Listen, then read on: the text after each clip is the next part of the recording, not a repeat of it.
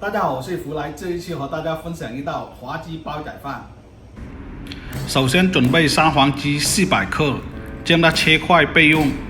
这是家庭式的烹饪方法，配料可以根据个人喜欢来搭配。准备的料头有香菇，将它切成丝备用；少许的姜丝，少许的葱头。包括米的品种以及米饭的软硬程度都是根据个人口味而定，切好后备用。为了鸡肉更加的入味，我们将它提前腌制10分钟，加入少许的盐、糖、生抽、蚝油、料酒，备好的料头，将它搅拌均匀。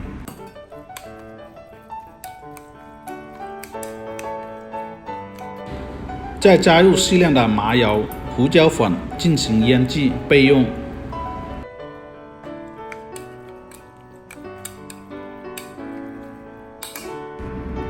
下一步开始制作，准备好的煲仔加入适量的水，再加入洗干净的米，盖上锅盖开火，煮至10分钟左右。锅中的米饭已上气。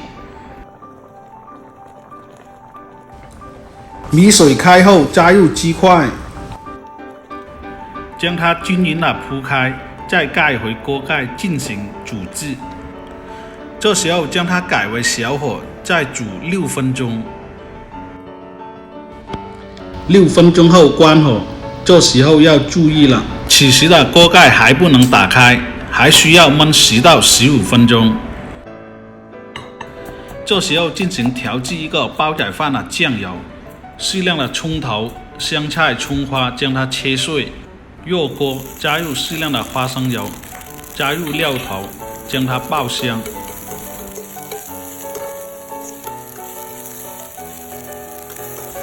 料头爆香后，加入30克生抽，再加入15克的清水，将它煮开即可。出锅。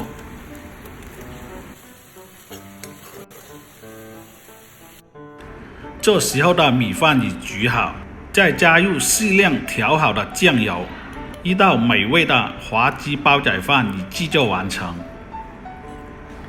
它的特点米糯鲜香，鸡肉滑嫩，大家也可以尝试下用其他材料，比如放一些排骨、牛肉、辣味，这些相对都是比较有特色的。本期的视频就到这里，感谢大家的观看和支持，谢谢。